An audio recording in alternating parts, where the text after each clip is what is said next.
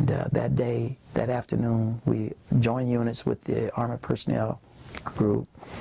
We went to Dung Lap. It was supposed to be a location of a cache of armor, of weapons and so forth was expected to be found there.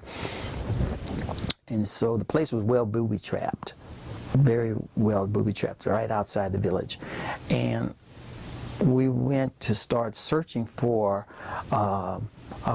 military equipment, ammo, weapons, whatever. And while we were searching, there were also punji pits there. Those who listen know what punji pits are. And when somebody tripped a booby-trap grenade, and about, I don't know how many guys got hurt, maybe 5, 6 of them, had fragments, and they, of course, yelled medic. So I started running in the direction that they needed help, even though they were not a part of my platoon. They were part of another platoon. They weren't under my jurisdiction. But I started running towards them to help because there was several guys hurt, and the more medics, the better. And at my foot, my left leg fell into a punji pit. It dropped. It was just fortunate that the left leg fell into the punji pit. My right leg was still on solid ground, and I fell up to my hip almost. And when I looked down, I saw the spikes and stuff like that, and I thought, wow, that was close. And so I immediately gathered myself, went over there where they were, and started patching up guys. Well, a helicopter was flown in to evacuate these wounded guys. And once the helicopter was being flown in, it gave away our position. And the Viet Cong knew that if a helicopter landed in a certain place, if they didn't get anything but the helicopter, they felt real good about that. But they knew that people would be wherever the helicopter was. And so they began to, what we call lobbing grenades or mortar rounds. And at the time that I was patching up some of these guys for evacuation, and the helicopter began to take off again. Well, by that time, the Viet Cong knew our location, and they were able to home in on us.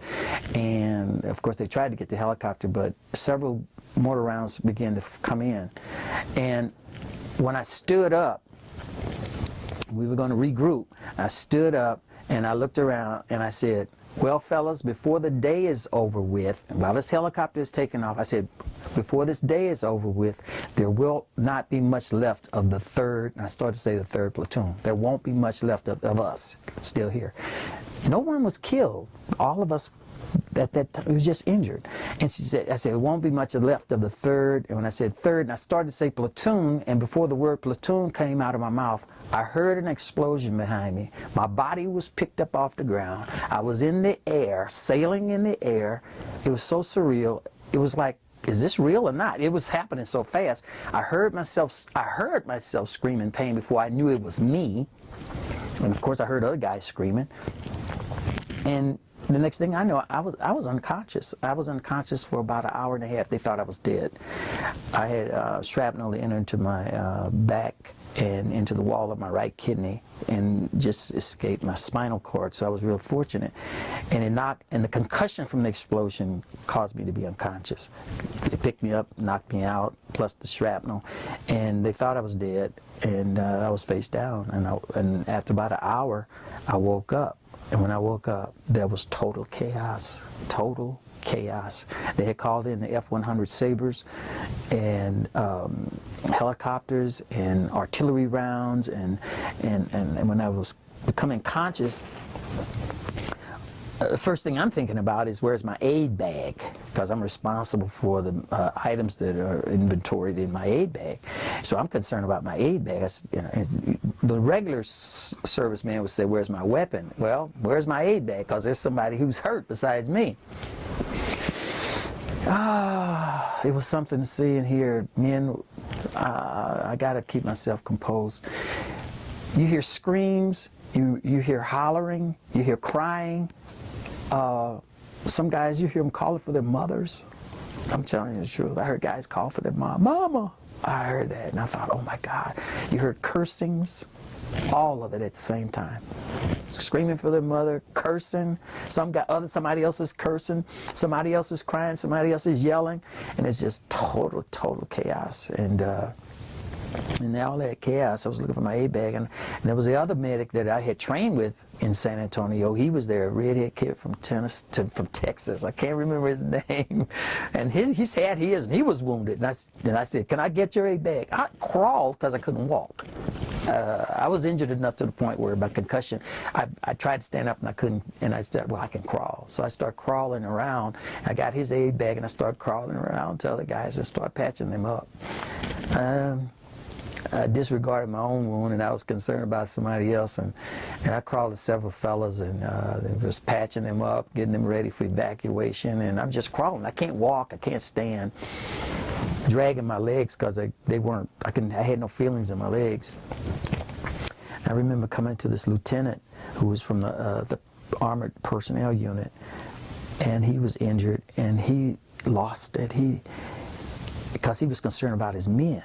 He was injured, but he was incapacitated. He could not command, and so it's like the fellows were following him. They're like at a loss. What do we do now? And so he's screaming, he's yelling, and there's more explosions. And I remember being concerned about him because he was an officer, and you need your officers, you know, otherwise you're lost. You know, like sheep without a shepherd.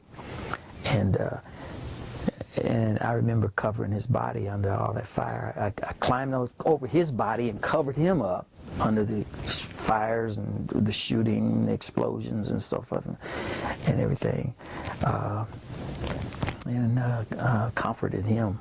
And it wasn't much I could do for him. He just had a foot wound. He had a foot wound. He was a very fortunate man. He just had a wound in his foot, but he was really distraught about the fact that he could not command like he was trained to do. And that was some of those experience. It happened. Who takes care of you? Nobody. I didn't get any treatment until I was done with everybody else that I got to, and I was just lying there, and my commander, the lieutenant, he came over and he looked at me and he said, "Wright." And I said, "Yes, sir." I was lying there, and he said, the lieutenant that I helped, he saw the things that I was doing, the other lieutenant who was injured. He reported it to my commander, and my commander told me, he said, "We thought you were dead." And I said, "Well, I did too, you know."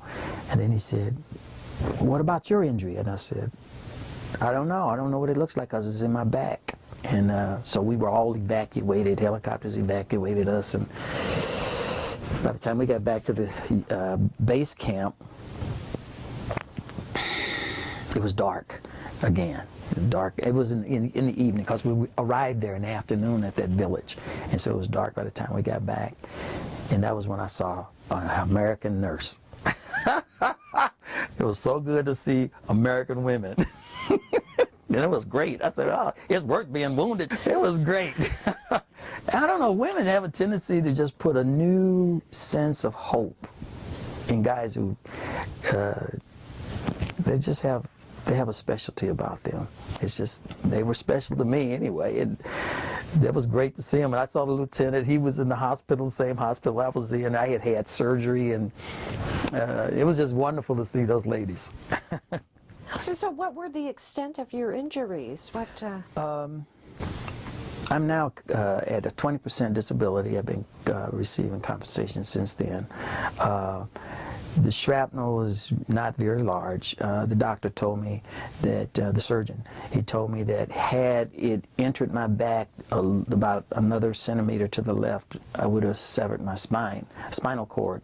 He said, and had it been a little higher, a centimeter or two higher, it would have entered into my liver and cut my liver, and the liver being an organ and not a muscle, and you don't sew a liver up. You can't repair that, and that's a blood bank. He said I would have bled to death. So it actually entered the wall of my right kidney, and that's where it lodged in the wall. And you know, the kidney has thick walls, and that shrapnel is there in my kidney right now, in the wall of my kidney. You received a Bronze Star. Was that for that day too? Yes, ma'am. Was it? Yeah, that was for disregarding my own safety and my own medical needs and crawling around. I remember coming to one kid. He was dead. I do remember that. He was about 21. He was I tried to find an entry wound where maybe he was shot or whatever, but I think what killed him was the concussion and the shock. So, How do you have a wound in your back? It's got to be extremely painful. You can't walk. I forgot about myself. How do you do that? I don't know. I think the training has a lot to do with it. If you've been well trained to respond, to do your duty, you do it. And you're not concerned about. I've heard stories of guys, you know, they didn't even know they were as wounded as badly as they were until aftermath. You know, you just don't know it until later on you look down. I've heard testimonials where guys lost an arm and didn't know they had lost their arm until after everything was over with. You're not conscious of it. You know you're hurt, but you're too wrapped up in the moment of what you have to do. You're just not focused on those things. And I just found myself just like any other guy. I wasn't focused on it until afterwards. Afterwards. Yeah. I think that if you're alive, that's the first thing that's important, and you have a sense of hope. I'll tell you an experience. I think this was before my experience. I remember visiting the hospital, visiting some friends. There's one kid who was from Puerto Rico, and he had joined the Army. You know, Puerto Rico is a territory of the United States, and so he joined the Army. And I remember he was a medic also, and we went to church together in San Antonio, and he was a conscientious objector. And I heard that he had gotten injured, and I went to visit him in the hospital at Cuchi. And when I went to see him, he had lost one leg. But he was really, really grateful to be alive.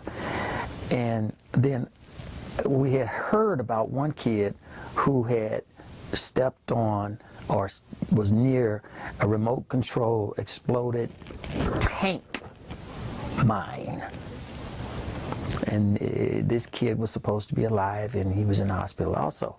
And I found out he was in the same Quincy hut. We call them Quincy huts, hospital, field medical hospital. He was in the same one, and he said, well, that kid's down there. And I just said, oh, well, I'll go visit him. So here I am fully intact.